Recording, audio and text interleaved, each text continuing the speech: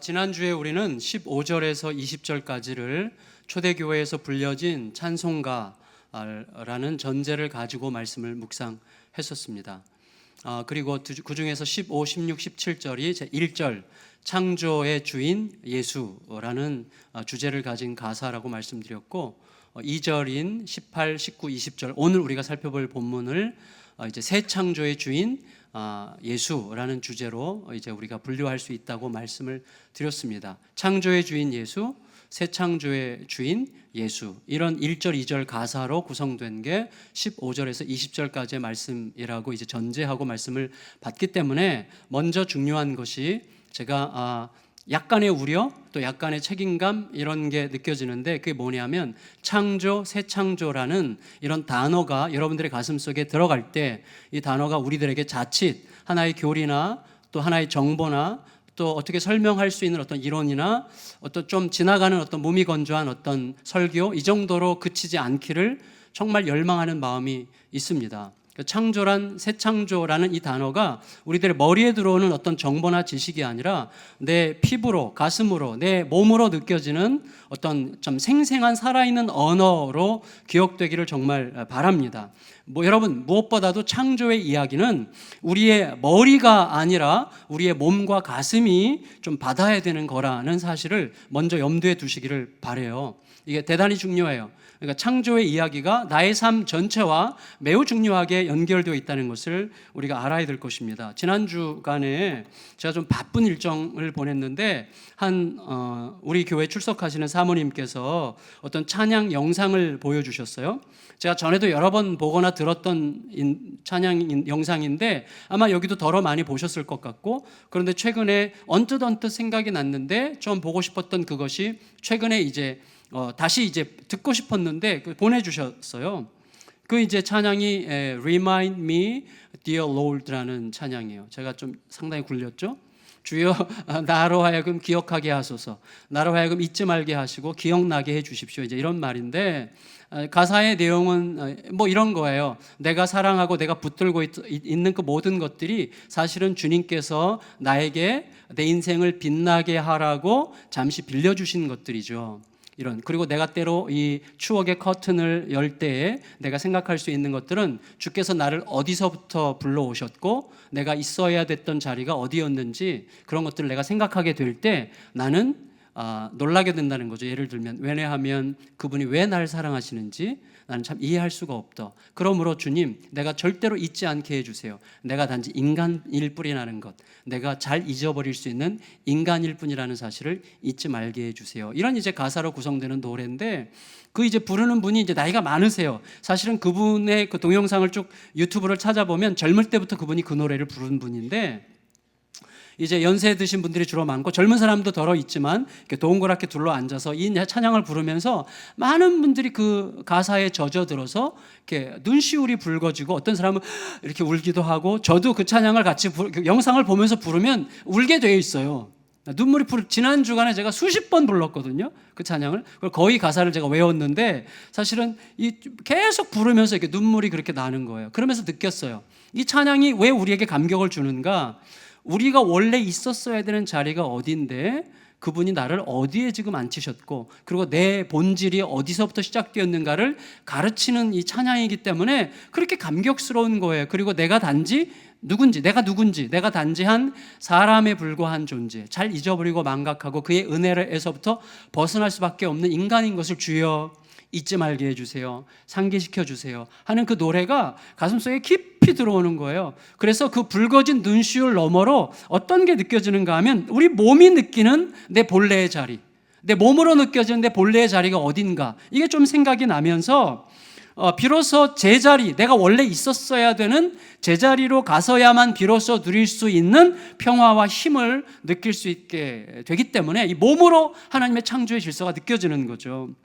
여러분, 창조라는 단어에는 저는 이런 의미가 담겨 있다는 생각이 들어요. 내가 누군지, 내가 어디서부터 왔는지, 내가 어디로 가고 있는지, 이것을 결코 잊지 않게 하는, 하나님께서 이 세상을 지으시고 우리를 여기에 있게 하신 그 하나님의 진실에 대한 속삭임 같은 거죠.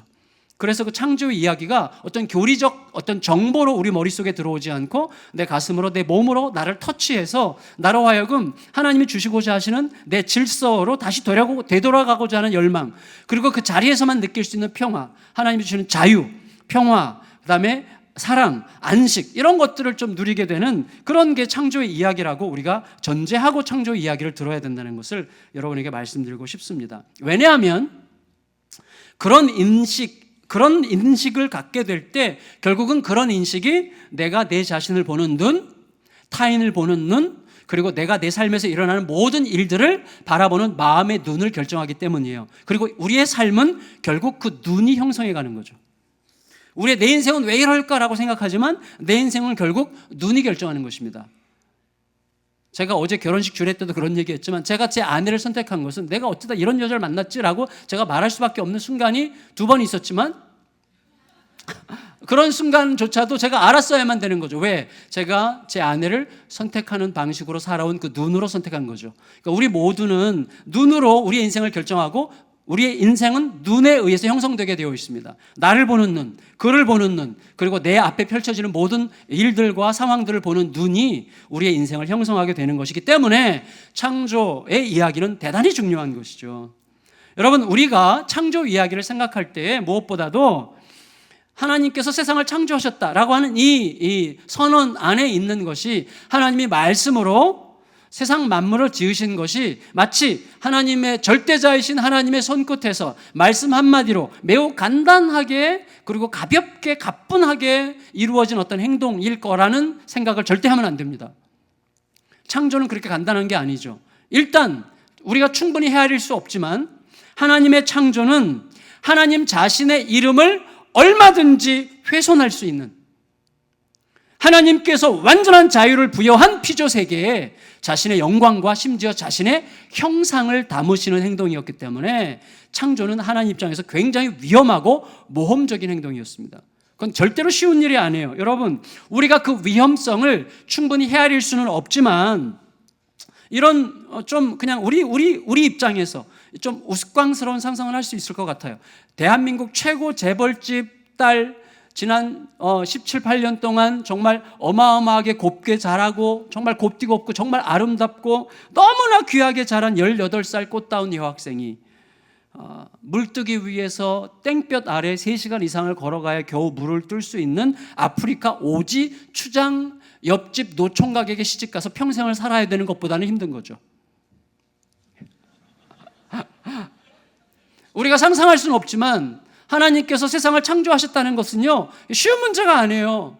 하나님의 영광과 그분의 형상을 얼마든지 당신의 이름과 영광을 훼손할 수 있는 자유를 가진 이 땅에 완전히 담으시는 거기 때문에 보통 모험이 아니고 위험한 게 아니죠. 그러나 하나님의 그 위험한 선택 덕분에 피조 세계는 하나님이 낳으신 하나님의 자녀가 되었어요. 그리고 하나님의 본성에서부터 흘러나오는 자유와 사랑과 평화와 안식을 만끽하게 된 거죠. 그렇지만 우리가 알듯이 세상이 망가졌어요. 인간이 탈선했죠. 그것은 하나님의 무능함과 하나님의 어떤 창조의 한계 때문이 아니라 전적인 인간의 자기 욕망 때문에 인간은 자기 자리에서 탈선했습니다. 인간은 하나님의 피조 모든 세계와 하나님 사이에 있는 중간관리자로 부름받았어요. 그런데 중간관리자가 망가지니까 만물도 같이 망가지게 되는 것이죠. 그에 따라서 세상은 자유와 사랑과 평화와 안식을 잃었어요. 자유 대신에 뭐가 왔습니까? 자책이라고 하는 감옥이 왔어요. 사랑 대신에 뭐가 왔습니까? 이기적 욕망이라는 감옥이 왔어요. 평화와 안식 대신에 경쟁적인 전쟁이라고 하는 불안을 창조했어요. 이 세상은 전쟁터예요. 우리 속에서 굉장히 평화로울 때조차도 우리들은 항상 전쟁, 휴전 상태지 사실은 전쟁이 끝난 게 아니에요. 늘 조금만 건드리면 으르렁거릴 수 있는 준비가 항상 되어 있는 우리들이죠. 그래서 여러분, 그 후에 문명의 역사라고 하는 것은요, 발전이라기보다는 뭐예요? 출구 없는 감옥을 좀 더 단단하게 건설하는 과정에 불과하다고 할 수가 있겠습니다. 지금 우리가 지금 이렇게 평화롭게 예배를 드리고 있는 중에도 이 세상의 진짜 현실은 뭐예요? 이 지구를 수십 번 망가뜨릴 수 있는 원전과 수많은 핵폭탄들을 그냥 보유하고 있어요. 그럼 왜 만들었어요? 결국 우리들의 힘을 위해서, 우리들의 편리성을 위해서, 우리들의 욕망을 위해서 전쟁을, 경쟁적인 두려움 때문에 모든 것들은 결국 두려움의 산물들이거든요. 필요성이라는 이름으로, 현실성이라는 이름으로 만들어진 모든 우리들의 두려움의 상징들이죠. 막대한 소비 문명은 전 지구를 쓰레기장으로 만들고 있죠. 인간은 너무나 똑똑해가지고 벌써 이 땅, 이곳에 장기적인 희망을 둘 수 없다는 것을 직감하고 있어요. 그래서 어떻게 해요? 여기를 탈출해서 또다시 정착하여서 망가뜨릴 또 다른 행성을 찾고 있습니다. 자, 이런 상황에서 사람들이 생각해낼 수 있는 해법이라고 하는 것은 항상 소위 풍선 효과에 불과해요. 여기 누르면 여기가 나오고, 여기 누르면 여기 나오고, 이것 갖다가 이것 메꾸고, 이것 갖다가 이것 메꾸고. 답은 없어요. 계속 이 안에서 순환되는 것뿐이죠. 그게 우리들의 답이에요. 여러분, 문제의 핵심은 우리들의 영혼의 질서예요. 그게 문제의 핵심이에요. 여기서부터 시작이 돼요. 여기서부터 시작이 돼요. 그러나 이 문제의 핵심은 제껴놓고 항상 다른 행성을 찾는 방식으로 문제를 해결하려고 하죠. 그게 우리들의 한계죠. 여러분, 며칠 전에 한 방송국에서, 아마 최근에 그 이슈가 많이 됐죠. 대한민국 생산 가능 인구 보도 다 보셨을 거예요. 15살에서 64세까지가 생산 가능 인구인데 올해부터 줄기 시작해서 3년 후부터는 매년 30만 명씩 준다고 그러죠. 이건 굉장히 심각한 문제죠. 그래서 그동안 출산 장려 정책을 위해서 이 굉장히 많은 이제 투자를 했죠. 정부가 100조 이상을 투자했는데 효과가 거의 없었다. 이게 이제 결론이에요. 저는 우리 교회 성도님, 젊은 성도님들 진짜 존경합니다. 기본 3명. 와, 한 명인 가정 너무 죄책감 느끼지 마세요. 예, 낳으면 되니까. 근데 이미 다친 가정은 할 수 없어요. 주께서 영적 자녀를 많이 낳으면 됩니다. 그런데 하여튼 존경스러워요. 근데 잘 생각해야 되는데, 앵커가 기자한테 물었어요. 이렇게 보고하는 기자에게 해법이 있습니까? 그랬더니 기자가 하는 얘기가 결국은 뭐예요? 결혼 장려를 위해서 청년들에게 복지 혜택을 줘야 되고, 마음껏 결혼할 수 있는 문화를 만들어야 되고, 그리고 가정에 대해서 복지를 확대해가지고 자녀 낳아도 안심하고 키울 수 있는 이거, 그러니까 옛날에 나왔던 그거, 100조 원 썼던 그거 또다시 얘기할 뿐이에요. 이것 갖다 여기 쓰고 이것 갖다 여기 쓰고, 대책이 없어요. 답이 없어요, 여러분. 근데 정직하게 들여다봅시다. 뭐냐면 과거에는 복지가 확실해서 자녀를 많이 낳은 게 아니잖아요. 우리는 이렇게 생각하고 싶어요. 과거에는 좀 무식해가지고. 사실은요, 인간은 점점 더 무식해지고 있습니다. 정보가 많을수록 인간들은 무식해지는 거예요. 과거가 훨씬 더 지혜로웠죠, 여러분. 과거에 무슨 무식해가지고 복지가 확실해가지고 자녀를 많이 낳은 게 아니잖아요. 진실로 우리가 직면해야 되는 것은 출산의 문제는 정보의 문제이기 이전에 책임적 인간론의 상실의 문제입니다. 우리 모두가 책임적 인간론을 잃어버렸어요. 소위 현실성이라고 하는 이름으로 합리화되고 있는 게 뭐예요? 자기중심적 이기심이죠. 자기중심적 이기심이 소위 현실성이라고 하는 아주 매우 편리한 논리로 합리화되고 있는 것뿐이에요. 그게 모든 문제의 근본이에요. 우리들이 불안한 환경 속에 들어가고 싶지 않은 거예요. 불안이라고 하는 요소에 노출되고 싶지 않고 안전이라고 하는 우상을 다 섬겨요. 안전. 모두가 다 안전이라는 우상을 섬겨요. 하나님으로 충분하지 않아요. 하나님이 계셔도 내가 안전하다고 내가 객관적으로 인정할 수 있는 환경이 나에게 있지 않으면 불안해서 못 견뎌요. 그래서 불안에 노출되고 싶지 않은 안전이라는 우상을 숭배하는 것이 모든 문제의 근원이죠. 그렇지만 세상은 그 문제를 다룰 생각도 없고 다룰 의지도 없고 다룰 힘도 없는 거예요. 그래서 세상은 쳇바퀴 도는 것입니다. 발전하는 것 같지만 사실은 계속 망가뜨리고 있는 것이죠. 그러면 여러분, 하나님이 보실 때 이 창조 파괴의 주범, 우리들의 가정을 망가뜨리는 주범, 결국 자기중심적 이기성이죠. 가장이, 주부가, 자녀들이 결국 전부 다 자기중심적 이기심, 자기중심성에 완전히 빠져가지고 전부 다 서로를 망가뜨리는 것인데, 여러분, 이 창조 파괴의 주범인 자기중심적 이기심, 스스로를 세상의 중심에 놓고 자기 성을 쌓고 문을 잠그고 그 성 안에서 이기적인 편리함을 누리려고 하는 그 몹쓸 어두운 에너지를 다스릴 방법은 뭡니까? 가장 쉬운 방법은 뭐냐면 더 큰 힘이 오는 거예요. 신적, 절대적, 독재적 권세가 임하는 거예요. 그래서 인간의 자기중심성을 완전히 무력화하는 거죠. 인간이 저기서 자기중심성을, 신적 권능을 가지고 저쪽에서 누가 자기중심성을 막 발휘하려고 그러면 쫙 쏴서 그냥 죽여버려. 쫙 쏴서 죽여버려. 죄송해요. 너무 잔인한 단어를 썼네. 쫙 쏴서 돌아가시게 해. 싹싹 돌아가시게 뭐 이렇게 하면서 이제 세상을 통제하면 되는 거예요. 심지어 여러분, 누군가의 내면에서 자기중심성의 기운이 일어날 것 같은 조짐만 보여도 그냥 가서 미리 차단하는 거예요. 미리. 그러면 인간의 자기중심성이 옴짝달싹 못하고 세상은 평화로워질까요? 여러분, 이미 이런 주제를 다룬 영화가 15년 전에 나왔죠. 그렇죠? 마이너리티 리포트라는 영화 있잖아요. 그 영화 뭐예요? 슈퍼컴퓨터로 모든 범죄의 가능성들을, 자료들을 전부 다 확보하고 컴퓨터로 철저하게 분석해요. 그리고 거기에 어떤 예지 능력을 가진 예언자들이 예언을 하죠. 그래서 범죄 가능성이 있어 보이는 자들을 미리 예언을 해요. 미리 예언을 해요. 그러면 경찰들이 가서 미리 다 차단을 하는 거죠. 범죄 행위 자체가 불가능하도록 만들어버리는 그런 세상에 대한 영화였어요. 여러분, 그렇지만 그런 세상에서는 못 살죠. 어떻게 삽니까? 창조주와 피조물 사이에 진짜 우리가 살아간다는 건 뭐예요? 생명의 소통이 있고 자유가 있고 평안함이 있는 거죠. 감시받는 도망자로서 어떻게 평안을 누리겠어요? 그게 무슨 자유입니까? 창조주와 피조물 사이에 자유와 사랑과 평화와 안식의 소통이 있어야죠. 근데 그런 게 불가능한, 몸이 건조하고 공포스러운 감시와 도피의 관계만 남는 그런 세상이 곧 지옥 아닙니까? 여러분, 나의 일거수일투족이 감시받는 곳이야말로 지옥 아니에요? 그러니까 그런 방식으로는 세상의 문제를 해결해야 아무 해결이 아닌 거예요. 세상을 안전하게 만들기 위해서 모든 사람의 진정한 의미의 자유를 다 훼손하는 이상한 세상이죠. 하나님은 아세요. 하나님은 세상에 완전한 자유를 부여하셨기 때문에 그 완전한 자유가 확보되면서도 진실로 세상에 진정한 평화가 오는 길이 무엇인가를 주님은 아시죠. 그래서 하나님께서 가신 길이 뭐예요? 자신의 피조 세계가, 특히 하나님의 형상인 인간이 하나님의 압도적 권세에 제압당해서가 아니라 하나님의 깊고 깊은 사랑을 스스로 깨닫고 그 앞에 스스로 굴복하고 자발적인 기쁨과 자발적인 즐거움으로 자발적으로 복종하는 그런 사람으로 인간을 살리는 방식으로 선택한 것이죠. 우리가 알아요. 세상에서 가장 강력한 힘은 권력자의 힘이 아닙니다. 세상에서 가장 강력한 힘은 어머니의 힘입니다. 우리의 가슴 깊이 파고드는 그 사랑의 힘이 가장 강력하죠. 여러분, 그것이 이미 하나님께서 우리를 위해서 선택하신 길이었어요. 우리의 사악함이 치러야 될 대가를, 마땅한 대가를 아들 예수가 십자가에서 대신하게 하심으로 그 사랑에 스스로 굴복한 자들로 새로운 백성들을 다시 창조하기로 하신 거예요. 그게 새 창조예요. 하나님의 새 창조. 여러분, 모든 것을 제자리로, 본래의 자유와 사랑과 평화와 안식의 자리로 돌아가게 하는 그 새 창조.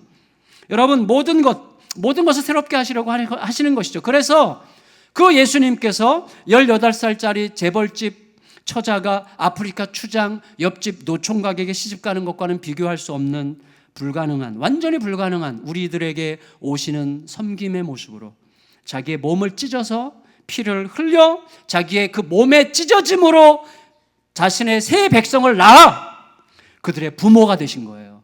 예수께서. 그리고 친히 새 창조된 자신의 몸을 찢어 창조하신 그 백성들을 모아서 교회로 세우시고 교회를 자기와 뗄 수 없도록 생명으로 연결하여 자기가 교회의 머리가 되시고 교회를 자기의 몸으로 삼으셔서 이 생명의 소통이 누구도 빼앗아갈 수 없는 확보된 안전으로 가게 하신 거죠. 그들의 부모 머리가 되셨어요. 자기를 던지고 버리고 자기 몸을 찢는 그 사랑으로 새 백성과 만물을 다시 얻어서 사랑으로 통치하는 만물의 통치자가 되신 거예요. 그게 18절 말씀이에요. 18절 말씀을 다시 한번 같이 읽겠습니다. 18절 말씀 시작. 그가 근본이시요 죽은 자들 가운데서 먼저 나신 자이시니 이는 친히 만물의 으뜸이 되려 하심이요. 여러분 보세요. 자, 그래서 예수님이 교회의 머리신데 저를 보세요. 따라서 예수님은 교회가 하나님의 영광을 경험하기 위해서 접촉할 수 있는 여러 가지의 하나님의 영광의 방사체들 중에 하나가 아니라 예수님은 교회의 머리세요. 교회의 생명 그 자체세요. 예수님이 교회를 교회 되게 하시죠. 예수님이 아니시면 교회는 더 이상 교회가 아니에요. 예수님이 머리시기 때문에 교회는 그의 몸이에요. 여러분, 자동차가 운전자의 말을 듣지 않으면 100% 대형사고예요. 따라서 교회는 절대적으로 예수님으로부터 들어야 돼요. 예수님은 우리가 우리의 필요를 요청해야 되는 분이 아니라 우리의 필요가 무엇인지를 여쭤봐야 되는 분이에요. 그분은 우리의 머리세요. 여러분, 교회는 목사나 장로 등 소수의 리더십의 수족이 아니에요. 예수 그리스도의 수족이어야만 합니다. 따라서 무엇이 예수님의 뜻인지를 온 교회가 끝없이 함께 여쭐 수 있어야만 되는 것입니다. 예수님께 여쭙지 않아도 되는 교회, 예수님께 여쭙지 않아도 굴러가는 교회는 교회가 아니에요. 집단이에요. 여러분, 더 이상 예수님의 몸으로 존재할 수가 없는 거예요. 그런데 여러분, 참 이제부터 잘 들으세요. 그런데 교회의 머리이신 예수님은 무엇보다 죽은 자들 가운데서 먼저 나신 분이세요. 18절을 다시 읽겠습니다. 그 관점으로 18절 시작. 그는 몸인 교회의 머리시라. 그가 근본이시요 죽은 자들 가운데서 먼저 나신 이시니, 그 이유가 뭐예요? 이는 친히 만물의 으뜸이 되려 하시며, 다시 말하면 그 방식으로 세상을 다스리기 위함이요, 그 뜻이에요. 그가 죽은 자들 가운데서 먼저 나신 이시니, 다시 말하면 그의 죽으심과 부활이 세상을 통치하는 그의 방식이 되게 하는 통치자가 되셨으니, 자, 그 말입니다. 그럼 이걸 잘 생각해 보세요. 여러분, 따라서 예수님의 몸인 교회의 존재 기반은 예수님의 죽으심과 부활이에요. 자, 이거를 부디 교리적으로 듣지 마시고 나의 삶으로 들으시기, 내 몸으로 들으시기를 바라요. 잘 들어보시죠. 무엇보다 교회는 그리스도와 함께 죽은 자들의 모임이에요. 교회는 그리스도와 함께 죽은 자들의 모임이에요. 그래서 교회에서 막 살려고 하면 안 돼요. 내가 누군데? 이러면 안 되는 거예요. 교회는 누구보다 그리스도와 함께 죽은 자들의 모임이에요. 그래서 여러분, 성도들이 살아가는 삶의 형식 자체가 예수님과 함께 죽는 거예요. 예수님과 함께 죽는 방식이 교회의 구성원으로 존재하는 거예요. 자, 무슨 말이에요? 성도는 죽는 방식으로 가장 생명력 있게 말하는 자예요. 자, 교회에서 큰 소리 떵떵 치는 사람이 생명력 있게 말하는 자가 아니라 교회에서 정말 그리스도 앞에 복종하여 고요히 그리스도 중심성으로 있는 자가 진짜 가장 큰 소리로 생명력 있게 말하는 자죠. 우리가 알아요, 여러분. 여러분, 성도들은요, 죽는 방식으로 가장 생명력 있게 말하는 자고요, 죽는 방식으로 가장 큰 능력을 나타내는 자고요, 죽는 방식으로 주님께서 말하시게 하는 자고요, 죽는 방식으로 주님께서 일하시게 하는 자예요. 그가 성도예요. 그게 그의 존재의 기반이에요. 여러분, 동시에 교회는 뭐예요? 그리스도와 함께 다시 살아나는 자들의 모임이에요. 이미 부활을 자기 것으로 받은 자의 모임이에요. 자, 이걸 잘 들으셔야 됩니다. 뭐냐면 그에게는 부활이 막연하고 불안한 희망이 아니라 이미 그의 현실이에요. 부활이 우리들의 현실이 된 것이 하나님의 선언인 것을 믿으시기를 축원합니다. 여러분, 그는 부활을 자기 현실로 받아들였기 때문에 기꺼이 죽을 수 있는 거예요. 어떻게 죽어요? 우리 못 죽어요. 죽는 거 죽기보다 싫어요. 근데 부활을 내 현실로 받아들이기 때문에만 기꺼이 죽을 수가 있고요, 영생의 부활이 이미 나의 현실이기 때문에 이 땅에 속한 모든 것들을 취할 수도 있고 버릴 수도 있는, 다시 말하면 이 땅에 속한 모든 것들을 상대화시킬 수 있는 능력이 부활이 나에게 실제가 될 때만 가능한 거예요. 여러분, 아까워서 어떻게 버려요? 이 땅에 속한 거 어떻게 버려요? 아까워서. 근데 그걸 버릴 수도 있어요. 취할 수도 있어요. 쓸 수도 있어요. 누릴 수도 있어요. 즐길 수도 있어요. 그렇지만 내려놓을 수도 있어요. 왜? 부활이 나에게 진짜이기 때문에 그런 것들에 대해서는 우리가 얼마든지 취사 선택할 수 있는, 상대화시킬 수 있는 것들이 되는 것이죠. 따라서 여러분, 부활은 내가 오늘 직면하는 그 문제에 대해서 어쩌면 가능할지도 모르는 어떤 불안한 희망이 아니라 우리의 현실입니다. 지난 목요일 날 오후에 제가 아까 광고 시간에 말씀드렸던 이상선 성도님 신방을 갔어요. 몸이 지금 우리 교회 등록한 지 1년이 채 안 되셨는데 열심히, 그 아드님은 뭐 초기부터 우리 교회 이제 개척 멤버고 초기부터 다녔는데 이제 1년이 채 안 되는 전에 이제 등록하시는데 그 어간에 이미 암이 이제 발병이 됐는데 온몸으로 전이 돼서 평소에 운동 많이 하시고 건강관리 잘 하시던 분인데 참 너무나 안타까워요.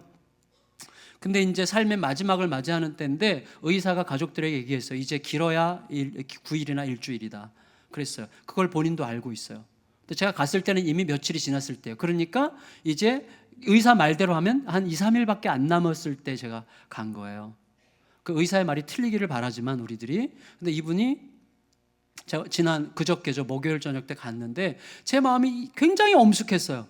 왜냐하면 물론 여기 호스피스 사역하는 분들이나 요양하는 분들은 그런 경험들을 자주 하셨겠지만 이분은 불과 58세세요. 아직 예쁘고 젊으세요. 그런데 그분이 자기가 이제 죽어가고 있는 것을 온몸으로 느끼면서 불과 며칠 안에 내가 끝난다는 사실을 느끼면서 엄청나게 몰아치는 고통을 겨우 몰핀으로 다스리면서 숨을 헐떡거리고 있는 그 시간, 의식은 뚜렷해요. 그리고 그분이 뭘 느낄까, 어떤 마음으로 그분이 계신 것일까라는 생각을 할 때 너무 엄숙하고 그리고 심지어 경건해지기조차 하더라고요.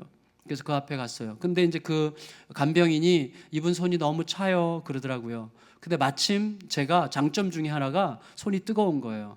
그래서 제가 이제 그분 손을 이렇게 잡았으니까 너무 따뜻하다 그랬어요. 그래서 제가 이렇게 잡은 채로 30분 가까이를 있었어요. 가만히. 제 몸에 알량하지만 보잘것없는 저의 온기가 뭔가 그분에게 말해주기를 기대하면서 가만히 있었어요. 그리고 한참 지나서 그분이 목사님 기도해 주세요 그랬어요. 그래서 제가 기도를 했습니다. 기도하면서 어디에 초점을 맞췄겠어요? 부활과 영생에 초점을 맞추고 기도를 했는데 제가 그 순간처럼 부활과 영생이 강렬하게 제 마음속에 단순히 그랬으면 좋겠다라고 하는 소망이 아니라 막 확신으로 너무나 강하게 저를 사로잡더라고요. 근데 그 다음날 아침에 큐티를 하는데 큐티 본문이 니고데모와 예수님 간의 대화였고 요한복음 3장 16절 하나님이 세상을 이처럼 사랑하사 독생자를 주셨으니 이는 저를 믿는 자마다 멸망치 않고 영생을 얻게 하려 하심이라 할 때 그 영생이라는 단어가 저에게 어마어마한 무게로 확 왔어요. 이게 현실이라고 할 때에 우리의 삶이 어마어마한 혁명을 겪을 수밖에 없겠다는 생각을 했어요. 여러분 제 마음이 막 충만해졌어요. 그분은 결국 정말 평화로운 얼굴로 고맙습니다 이렇게 얘기를 했고 이제 그때로부터 48시간이 지난 이제 어제 오후에 이제 하나님의 부르심을 받았는데 저는 지금도 그분의 안식이 느껴져요. 안식이. 여러분 제가 말씀드리고 싶은 건 이거예요. 부활은 불안한 희망이 아니에요. 막연한 어떤 기대가 아니에요. 여러분 부활은 매일 밤 우리들이 의식 없이 잠들었다가 아침이 되어 생명의 기운을 느끼면서 다시 깨어나는 것과 같은 그것보다 더 강한 생생한 현실입니다. 여러분 우리는 그동안 현실을 살아왔어요. 현실을 살아온 모든 날들이 이제 과거의 기억으로 남았죠. 그러면 우리가 현실로 살아왔던 모든 과거의 기억들을 우리가 지금 진짜 현실이었는지 꿈이었는지 어떻게 알아요? 우리의 모든 기억을 조합해서 그게 현실이었다는 사실을 증명해낸다고 해도 그건 우리 속에 그냥 꿈과 똑같은 거예요. 꿈이나 똑같은 거죠. 그런데 여러분, 이 지나간 모든 꿈 같은 세월보다 비교할 수 없이 더 생생한 게 부활이에요. 왜냐하면 부활은 사람의 열망이 아니라 하나님의 선포예요. 부활은 사람이 만드는 놀이동산이 아니라 하나님의 사건이에요. 그 부활이 진짜가 아니었다면 결코 있을 수 없었을 수많은 일들과 사건들로 꽉 채워진 게 지난 2000년이에요. 그 부활은 지금 우리에게 말하고 있어요. 그건 너 거야! 이렇게 말하고 있는 것입니다. 따라서 여러분 부활의 주인이신 예수님의 몸으로 존재하는 우리들은 이렇게 살아야 되는 거예요. 우리가 당면하는 모든 문제들에게 내 감정과 내 두려움과 내 불안이 아니라 부활이 말하게 해야 됩니다. 내 모든 상황에 대해서 내가 말하지 않고 부활이 말하게 하세요. 내 모든 꼬인 관계에 대해서 내가 말하지 않고 부활이 말하게 하세요. 내 모든 엉클어진 삶에 대해서 내가 말하지 않고 부활이 말하게 하시기를 예수님의 이름으로 축원합니다. 그게 곧 부활의 주인이시고 만물의 통치자이신 예수 그리스도를 머리로 모신 교회의 우리들의 존재 양식이에요. 따라서 여러분 현실 속에 있는 교회들이 이런 부활의 실제성 안에서 존재하기는커녕 온갖 죽음에 속한 것들, 경쟁, 탐욕이라고 하는 싸움에서 처참하게 지금 무너져가고 있는 교회들이 너무 많은데 우리들도 그럴 수 있는데 그 존재 방식은 뭐예요? 예수 그리스도의 죽으심과 부활이 아니에요. 여러분 죽음과 부활로 세상의 통치자가 되신 예수님보다도 현실 논리를 더 신앙하기 때문이에요. 현실 논리를 더 믿기 때문에 그런 일이 생기는 것입니다. 지금 우리나라에서 법적으로 분쟁 중인 법원에 등록되어 고소장이 날아가서 분쟁 중인 교회만 1000개가 넘어요. 그렇지 않은 교회들까지 하면 막 수천 개 교회가 이런 몸살을 앓고 있는 것이죠. 여러분, 그런 분쟁의 전면에는 뭐가 있어요? 그럴듯한 그럴싸한 명분들이 있지만 그 분쟁의 후면에는 자존심, 존재감, 명분, 돈, 욕심, 자기중심성, 이런 모든 추한 죽음에 속한 것들이 꽉 차 있지 않습니까? 서로가 자기가 더 옳다고 확신하기 때문에 내 영혼을 향해서 예수님의 죽으심과 부활이 말하게 하는 그의 선언을 절대 받아들이지 않아요. 자기가 옳다고 확신하기 때문에. 내가 완전히 부서지고 그의 부활이 말하게 해야 되고 그의 죽으심이 말하게 해야 되는데 그 소리를 듣지 않으려고 하는 것입니다. 예수님보다 자신의 존재감을 더 신앙하고 있는 그 믿음은 파괴적이에요. 파멸적이에요. 예수님을 믿어야 됩니다. 예수님을 믿어야 됩니다. 그 믿음이 진짜가 돼야 됩니다. 예수님의 죽으심과 부활의 능력을 믿어야 됩니다. 이것을 위해서 하나님께서는 자기 아들에게 전적인 지원 사역을 하신다고 약속하세요. 그 지원 사역이 19절이죠. 19절 읽겠습니다.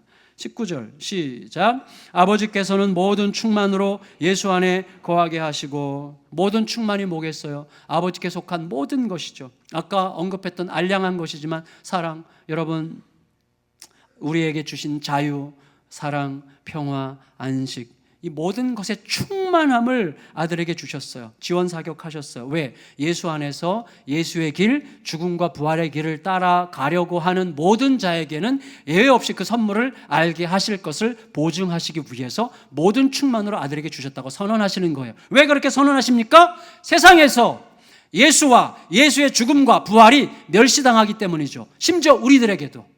우리가 분노합니다. 화가 납니다. 자존심이 상합니다. 왜? 충분히 분노하고 화가 나고 자존심 상할 만한 이유가 충분하기 때문에. 그러나 그때 예수 그리스도의 죽음이 말을 걸어와요. 예수 그리스도의 부활이 말을 걸어와요. 그때 우리는 No!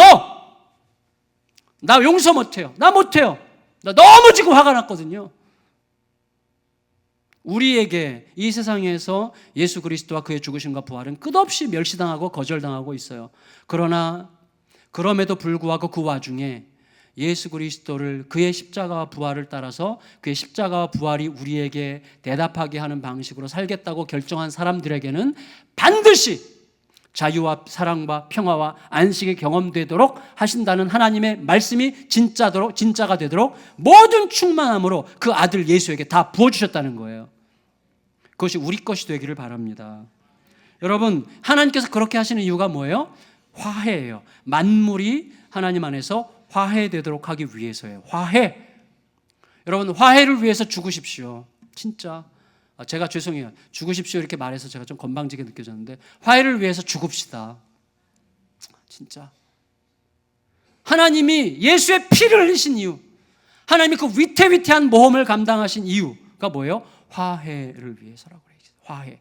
20절 읽겠습니다. 20절 시작. 그의 십자가의 피로 화평을 이루사 만물 곧 땅에 있는 것들이나 하늘에 있는 것들이 그로 말미암아 자기와 화목하게 되기를 기뻐하심이라.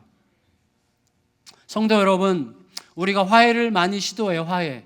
그래서 저 같은 경우도 남자들은 특히 그러죠. 아내와 불화가 생기고 지옥 같은 삶이 다툼으로 생기면 남자들이 주로 화해하는 방식은 맛있는 거 사준다든지 용돈 준다든지 뭐 이렇게 슬쩍 뭐 이렇게 뭐 해본다든지 뭐 이런 거잖아요.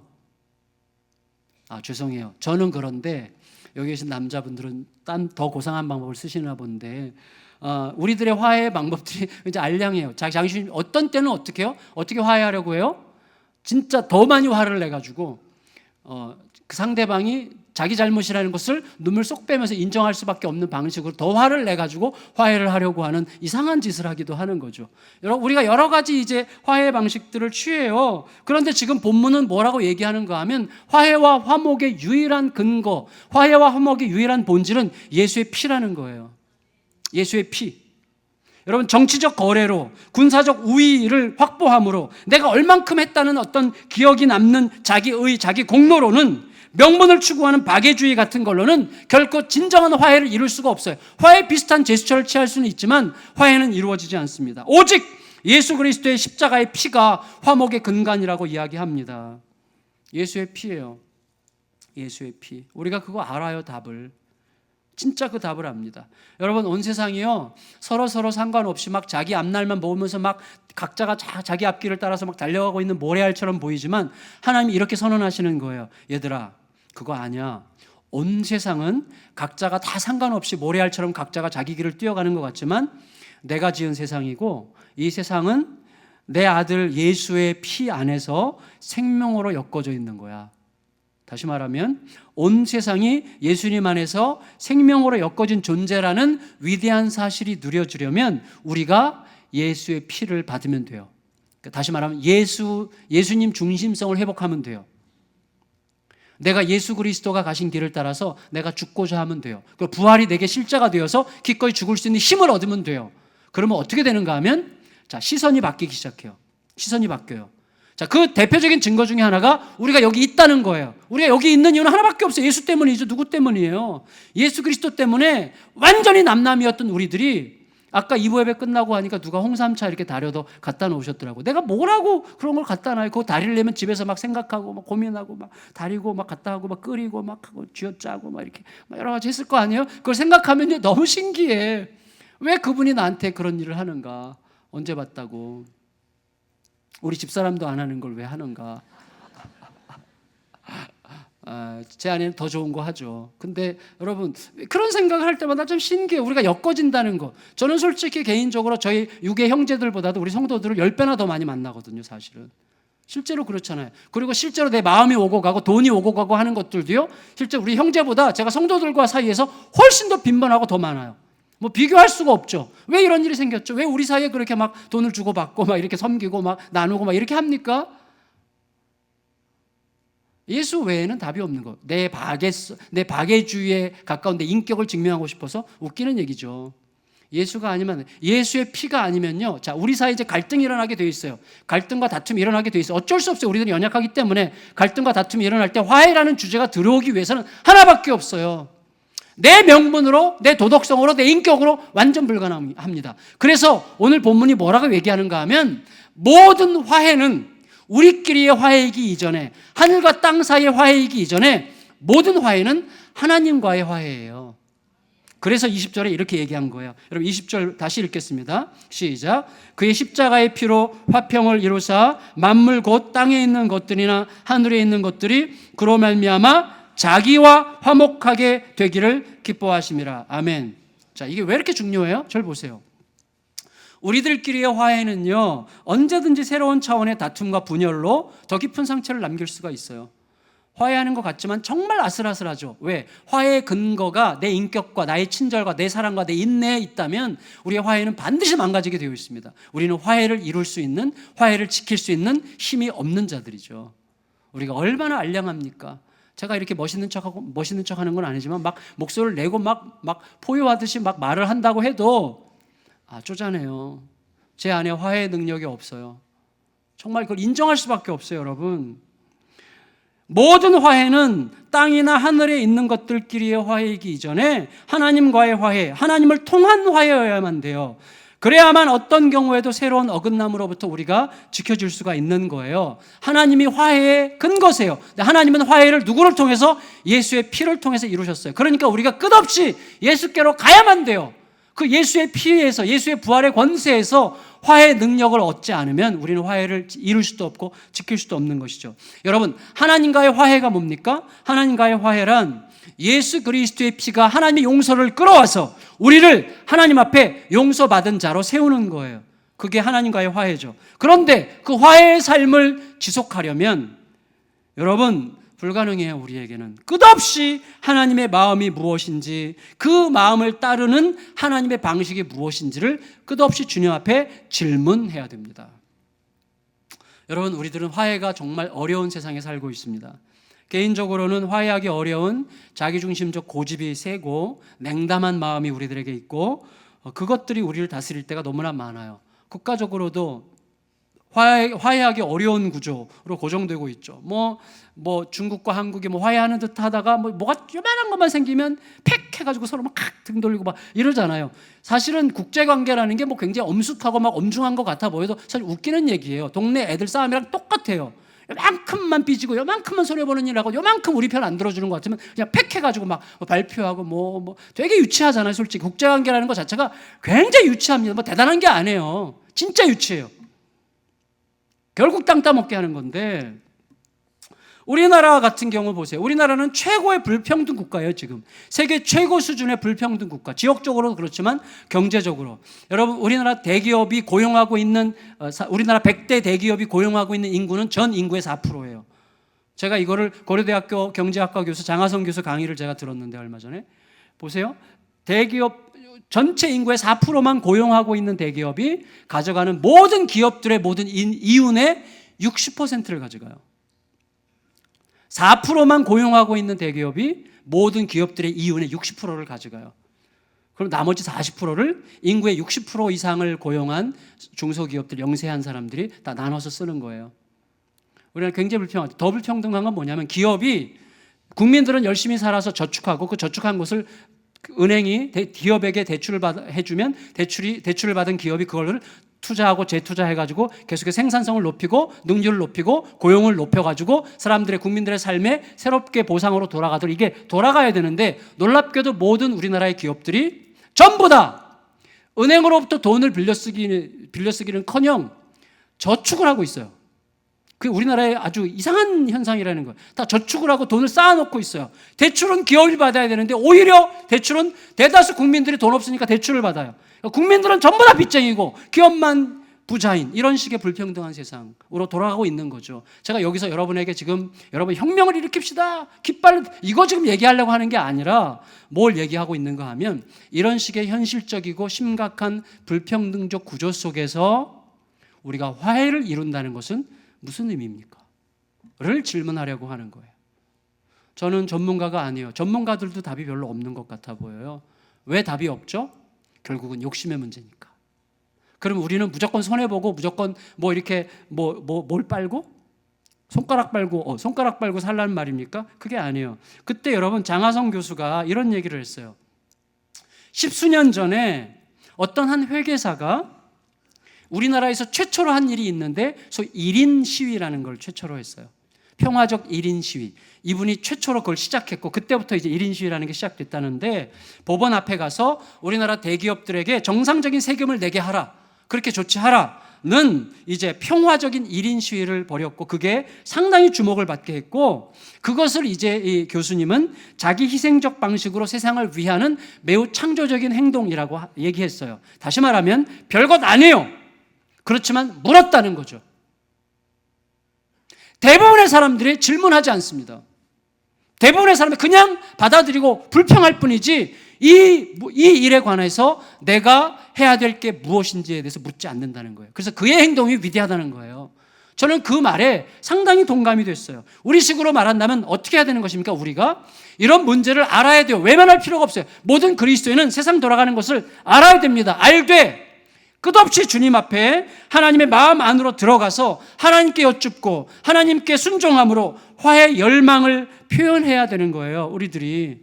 그래서 내 자신에 대해서, 우리 가정 문제에 대해서, 교회 문제에 대해서 끝없이 물어야 돼. 세상에 대해서 내가 어떤 방식으로 해야 되겠는지를 묻고 함께 생각하는 문화가 우리 안에 일어나야 돼요. 근데 대한민국이 그런 문화가 없는 거죠. 저는 교회 안에서 이런 일이 시작돼야 된다고 생각합니다. 저는 보수주의자예요. 마음은, 머리는 약간 덜 보수주의자예요. 그렇지만 저는 사실 보수도 아니고 진보도 아니고 진짜 예수가 답이 되기를 정말 열망해요.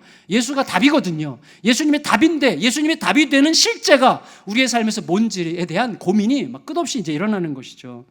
여러분, 따라서 우리들에게 중요한 것은 화해를 위해서 어떤 방식을 취하느냐가 아니라 현재 일어나고 있는 수없이 많은 불화들에 대해서 하나님께 질문하고 있느냐는 거예요. 우리들은 질문하고 있습니까? 질문하지 않고 있잖아요.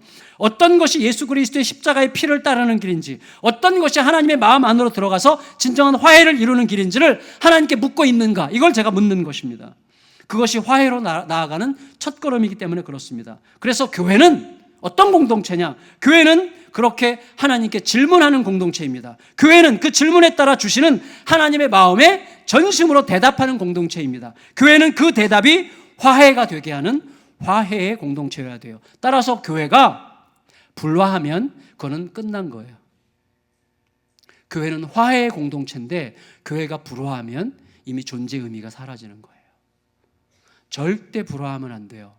싸울 일이 생겨요. 다툴 일이 생겨요. 그래도 그때 모두가 그리스도 앞에 엎드려 질문해야 됩니다. 여러분, 우리 교회가 참으로 그 길을 가면 좋겠습니다. 우리 모두가 부활에 대한 확고한 믿음 위에 서서 자신을 기꺼이 내어줄 수 있는 죽음을 기꺼이 수용하고 자신 안에서, 우리 서로 안에서, 가정 안에서, 교회 안에서, 세상 안에서 이 화해가 일어나게 되는 그것을 바라시는 하나님의 기쁨과 열망에 뛰어들어 화해의 열매를 함께 누리게 되는 아름다운 하나님 나라의 동지들로 우리가 함께 서게 되기를 예수님의 이름으로 축원합니다. 이 동지, 그러니까 뭔가 이렇게 동지애가 생기고 뭔가 선동하는 느낌이 드는데 선동을 받으시기를 축복합니다. 우리 다 같이 자리에서 일어나셔서 교회여 일어나라, 이 찬양 같이 하나님 앞에 찬양하겠습니다.